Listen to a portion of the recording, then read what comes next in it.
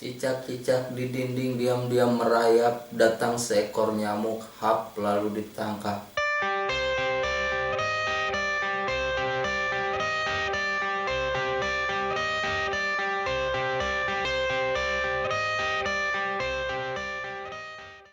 Nah ini Kang, satu lagi lah Kang.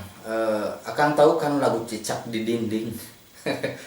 Cicak-cicak di dinding diam-diam merayap, datang seekor nyamuk, hap lalu ditangkap. Itu maknanya dalam sekali Kang. Kalau kita berbicara sunatullah, di situ kita bisa mempelajari tentang sunatullah. Dalam arti begini Kang, itu si cicak dia diberikan tugas oleh Allah hanya merayap di dinding gitu. Sementara nyamuk itu kan punya sayap, Allah berikan sayap kepada nyamuk itu. Nyamuk itu terbang.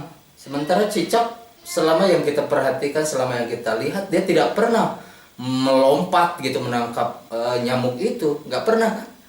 Akan pernah nggak ngelihat cicak terbang gitu untuk menangkap nyamuk? Kan enggak kan? Apalagi juga dia jatuh kepleset entah apalah yang sering kita lihat. Nah disitulah kan maksud saya. Jadi Allah memberikan apa namanya itu ya disebutnya ya sebagai kodratnya si cicak itu gitu loh. Dia diberikan tugas, diberikan perintah oleh Allah hanya untuk merayap di dinding gitu. Di sini Allah memberikan rezekinya berupa nyamuk, yang mana notabene si nyamuk punya sayap. Dan ketika si cicak itu lapar, dia mencari mangsanya gitu. Dia tidak serta-merta dia harus punya sayap juga untuk mengejar itu si nyamuk, tapi nyamuk itu sendirilah yang menghampiri si cicak gitu loh. Itu si cicak itu ya dia diam saja, dia diam di dinding. Tiba-tiba kan kadang-kadang kita perhatikan nih, kita suka perhatikan si nyamuk atau mungkin bahkan laron yang gedean dikit lah. Laron itu kan nyamperin dia dan nyamperin cicak, ketika depan mulutnya baru dia hap hap. Ya sesuai lagu itu lagu dalam banget Kang.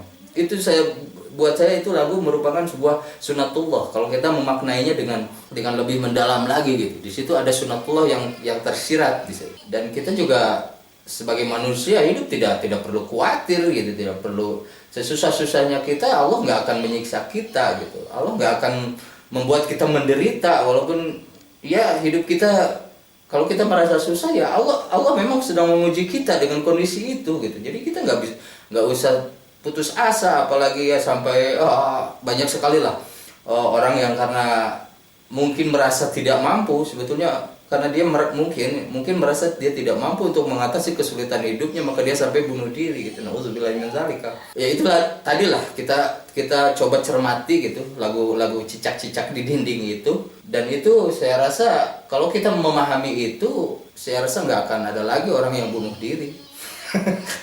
Percaya nggak Kang?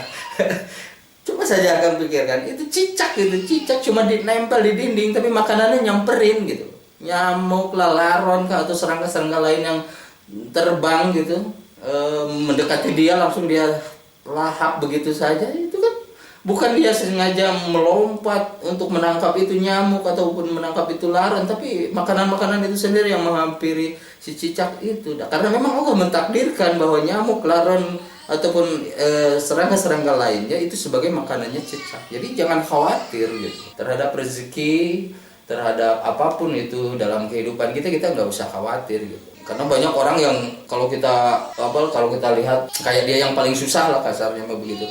Padahal itu enggak lah. Kita ya balik lagi ke itu tadi, ke makna dari cicak-cicak di dinding itu, coba kita maknai lebih bagus gitu, lebih indah, lebih dalam. Maka itulah ketemunya bahwa kita harus menyadari bahwa apapun bentuknya Allah menjadikan semua yang kita miliki, semua yang kita hadapi, semua kita yang harus kita jalani itu adalah semua ujian Kang. Jadi kita nggak usah khawatir, terlebih lagi terhadap rezeki, terhadap ya apapun itulah, kita nggak usah khawatir, intinya nggak usah, apalagi sampai putus asa, itu nggak perlu Kang buat saya.